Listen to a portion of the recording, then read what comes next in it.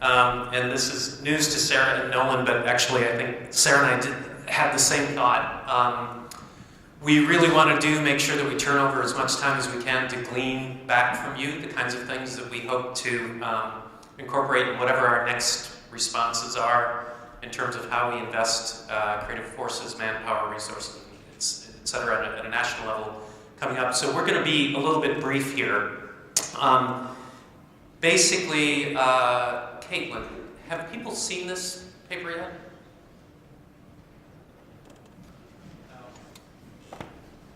Hello. So on your tables are worksheets, and we have some questions actually we can put up on the slide as well, that are 3 guiding questions that Bill is about to address. Also on your table are some post-it notes, and we'll explain those in a moment, but basically the introduction here is that we're going to be breaking out into about 7 breakout groups, so all of you spread out at many tables. We're going to come together to a smaller number of tables, and we're going to use those post-it notes to help make sure that we have a rainbow of perspectives at each table. So we'll explain that in a moment, but you do have the questions already on your tables, many tables in front of you. So as Anne-Marie said, these responses that we get back from you are the most important thing that we take away from these meetings, aside from how inspired we are by the authentic kind of desire and interest that people have in joining in these creative forces. But what we have done is we talked to Caitlin and some of the other local planners here and honed in on 3 questions. Oh, that was close. That was close. 3 questions that we think are among the most important that we can get a response from you so that we have an understanding of what your opportunities are here that you feel are most important, what some of the challenges that you feel are in the way for us to be able to get there. And then the third one would be what kinds of collaborative strategies or even funding strategies might we be thinking of in the future, because Creative Forces isn't going anywhere. We're right now trying to design what we come back next year. We did a summit this year. Next year we want to think about other kinds of capacity building. And as Anne-Marie, the other thing, Anne-Marie was sort of describing this online digital platform that will have a number of different features that we're envisioning, but maybe there's things that we can be building in that would be most useful for you as well, with the distance learning, the asset mapping, and a lot of the knowledge sharing. So we're going to try to get this back to the ball back in your court as quick as we can. I thought what we would do is just read each question. We'll have Sarah talk a little bit about, from the clinical standpoint, not just her, but all of the clinical directors that she's talking to, the other summits that we've been through, the kinds of things that we've been hearing, just to sort of prompt us forward and get our minds thinking about it. Nolan will then do the same thing from the community side. This is how we've been noticing some of these themes being unpacked and discussed and where things seem to resonate the most. And then I just took some notes on things I heard today that I thought hit these 3 points. So I'll be quoting some people without prior approval, but hopefully they'll be okay with it. So the first question is, what could we achieve by developing a high-performing network of art providers to serve our local military and veteran populations? In other words, what do we want to do? What's the most important thing that we could be achieving across this entire thing? So I think at the very beginning of this work, one of the things we realized from the clinical side is that we need more creative arts therapists in military treatment facilities and VAs and local settings all over the place. And so, but creating a network that connects what happens in San Diego to other clinical sites elsewhere allows us to learn from each other, to take the best practices and export them across the network. But more important, right here locally from the clinical side, we also know that eventually patients leave care. We want to hand them off and hand them kind of into their communities to continue living their lives. And yet, oftentimes, that abrupt loss of services can be a problem. And so creating a high-functioning network that connects therapists and clinical people to artists in the community gives us that opportunity to have that warm handoff to connect people to resources that are helpful to them after they leave the military, or after the clinical studies. And from a community side, what are some of the things that you've run across, Nolan, in terms of the broad North Star that we could all be pursuing here? Yeah, very good point. I think that for me, Bill, this is probably a point where I could deal with the biggest elephant in the room, right? And it was asked to me earlier this morning, why is, who's Heidi? Where'd Heidi go? She's outside? Why is an infantryman of the United States Army involved in this? I mean, I'm getting into some cultural issues that she was highlighting there for a moment ago when I used the term infantryman. So the question always in the room for me when I come up is, so why are you doing this? This is the last thing I would expect an infantry officer, more or less a general, engaged in doing. So to get at this question, I think the answer in short, and I'll tell my story so I can take care of the elephant. I think the biggest thing we will achieve, the North Star, is that we'll give our service members and women a way back home. I've shared with you the notion that combat and a lot of the traumatic experiences and reintegration even into the civilian life is a way back home for a lot of servicemen and women.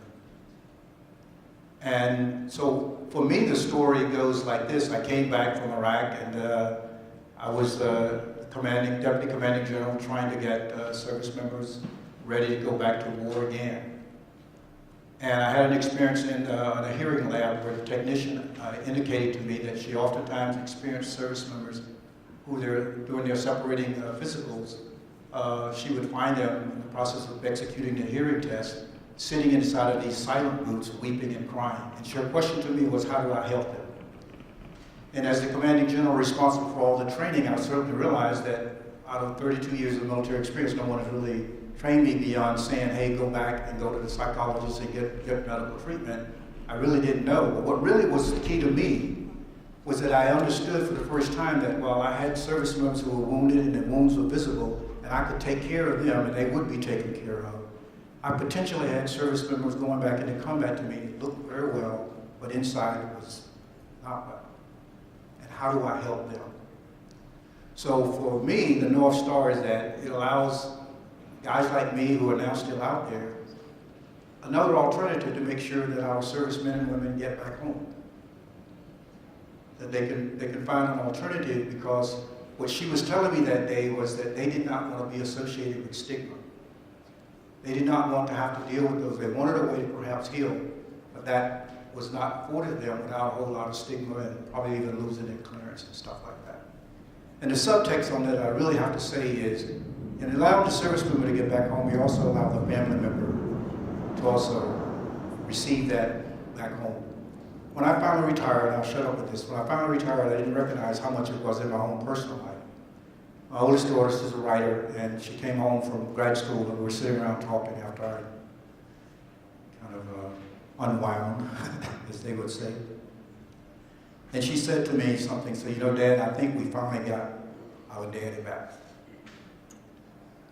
So everybody has a personal story of coming home. And I think art is a way to have that conversation and help us get there. Thanks, Nolan. So just a couple of things I picked up today, knowing that we were going to have these questions bounced back towards you. In regards to the why, what are we hoping to accomplish? Paul mentioned building neuroplasticity. So I think that's something in the clinical realm. We'll be doing lots of research on things like that, understanding what is this doing biologically. But this type of neuroplasticity can also, I think we see evidence of it also in the community side, just in terms of mindfulness and the way that the service members talk about what their experience is, and it has a wellness component to it. Karen Ann had mentioned earlier about the need to listen, and that is like and I'll mention that again as a strategy. But I think for me, one of the best opportunities we had here today was to listen to Shyla. Am I saying your name right? Shyla, sorry. Talk about another area that we're very interested in, which is family resilience. And so the idea that these kinds of things that can be opportunities for engagement can really help build strong families. And these are happening in the community. So everybody in the room, whether you're clinical or community associated, you have a role to play there. And then I think the last thing on why, it goes back again on the Apache word for strength. Now, Woody, I think it was.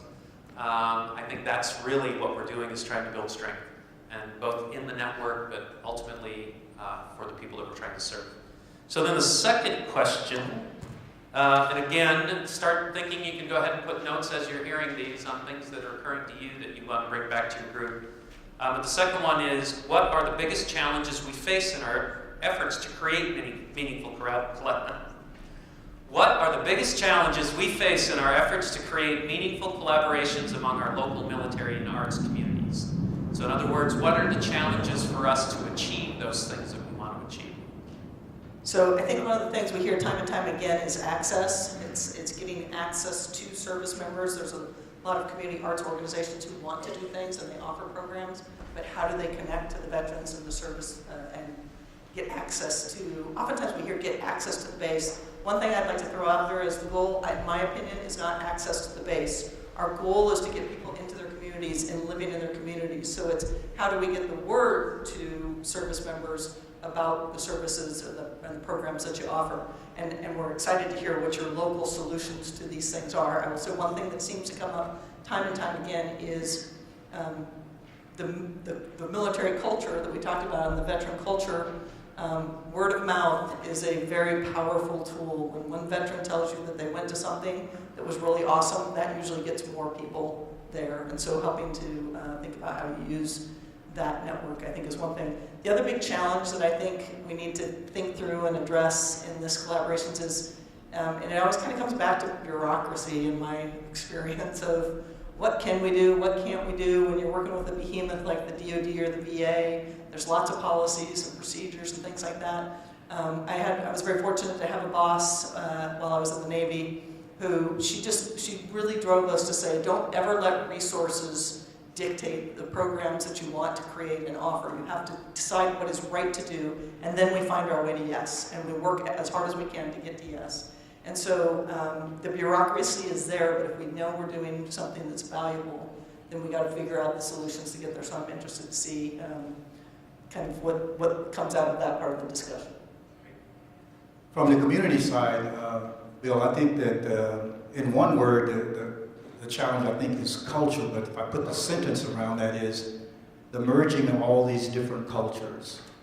And I say that because, you know, the military has its culture and it has its subcultures, you know. As Heidi was talking to you about infantry, that is a subculture. There's all the different pieces to go with that. But on the military side, there's also cracking the culture of understanding what the arts can offer. And that's just a challenge in and of itself.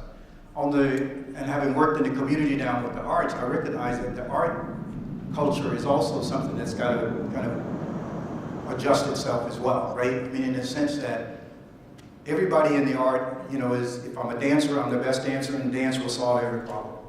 If I'm a musician is the greatest thing, and it's everything we need to give our service members, right? Well, I think that we need to, from the art culture perspective, start figuring out how do we create a common vision towards this end. And that's changing and kind of adapting the culture on the art side as well. And so I think that these cultural things that we're so used to and the way that we've just done things, we've got to really break out of that. And that's going to be probably one of the challenges. Not impossible, but it's certainly a necessary one. And because it's happening on both sides at the same time, that's what I think is the third dimension to me about it. But I see hope. Great. And then just some things I heard today, throughout the day, that had related to challenges that people are feeling. Mark mentioned one that I think is a really good thing to just have in mind is effort. It takes a lot of effort to get there. There's no real easy solution. There's no bat phone to call to have somebody help you connect to everybody that you want to connect to. As he said, you have to get in your car, you have to drive. I think others, said you have to knock on the door, you have to go where they are. Another one, and I see this every week that I attend our writing program, and I didn't write down who said this, but the idea that when it's presented, there's this cultural thing where it's, I'm not an artist, I don't want to do art. And there's been some really kind of interesting and funny things that have, people who have really taken to this after they've come through the program, and when they talk to their, whether it's their team members or their fellow sailors or infantrymen or whatever, they'll say that, come over to my basement next week for creative practice. Or there's another group of people who do a team-oriented, large-scale paintings and are unbelievably meticulous.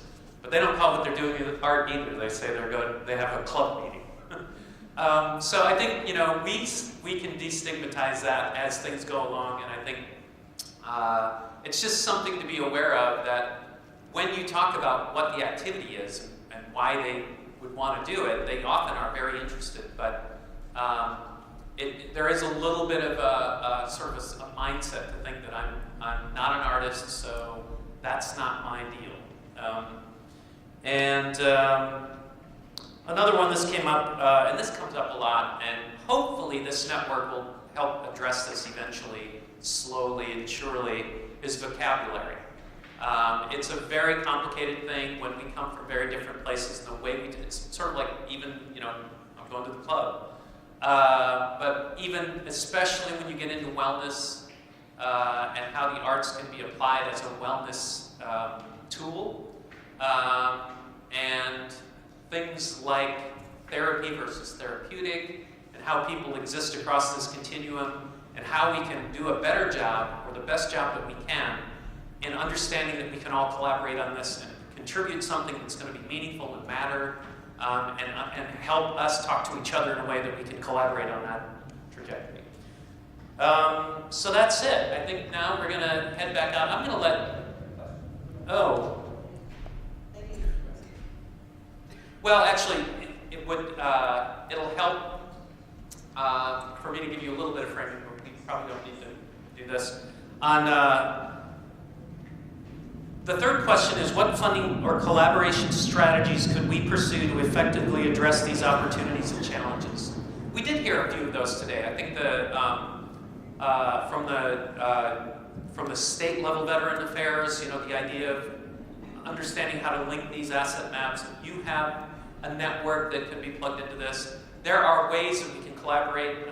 Paul was talking, about how keeping the light on, things like that. But also, just so that you understand why this is such an important question for us.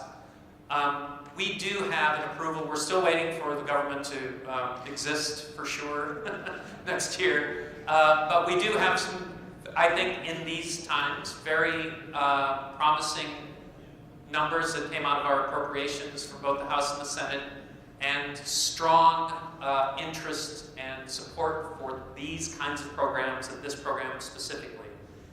So that's, kind of a long way of saying we're coming back, and to do what? We don't know. We're not a grant program. Maybe there will be one someday, but we are building a network. And so what kinds of things can we be doing to help strengthen the network at the local level? And we can do this in 11 different places, and there may be demonstration projects or innovation projects that can help us solve some things that can then be scaled out and distributed across the entire network. So something that happens in Florida can also be shared across the network here. And there'll be things like trying to drive forward our ability to conduct really meaningful surveys that are consistent across all these programs, so that we can have really good data to go back to our appropriators and say, this is what people said who came through the programs about what the impact was. The kinds of things that, Shia? And one of my best friends is Rebecca, Vaudreuil. So that's really the third question, and I think it's good for us to hit first, what are we really trying to do? What are the challenges? And what could we be doing strategically to try to effectively punch through and punch through the challenges and achieve what it is that we're trying to do. And I think one other thing, just real quickly in that, is every place that we've gone with these summits, each community sort of has not just unique challenges, but they have unique strengths and they have unique abilities to do things. And so in addition to thinking what your challenges are that we need to overcome, I would also think about what are those unique strengths that you bring and how can those be leveraged in a type of a demonstration type project that then might help other communities elsewhere in our growing network. So. Yeah, or it could be something community-wide. You know, it could, yeah. Right. So. Last words, General? No, I think in terms of the funding and strategies, I would take two things. One, I'd take a page out of the defense industry book and tell you to strategies, think partnerships. Partnerships in the sense that I've never seen a political individual who didn't like a veteran program, right? So think of that partnership now with defense industry funders who've got plenty of money and they're looking for ways to show that they're supporting this population for which they get so much benefit from. So if you think of a triad there, if you think of your organization strategically, how can I politically partner with individuals of corporate nature and big nonprofits and funders and philanthropists? How could I create a triad relationship of interest, of mutual interest and partnership? Interesting enough, as you know, the way the B-1 bomber was built is that they first went and found every state and something was made in every state that was going to build the B-1 bomber. So immediately you had no politician that would be against it. So it's in that idea of creating those strategic partnerships. The second thing is I would take a page out of the business world and I would call it mergers and acquisitions. You know, you really need to think about who do you need to merger with from the art side of the world to make what you want happen, because it typically is a more difficult effort to push that noodle uphill alone.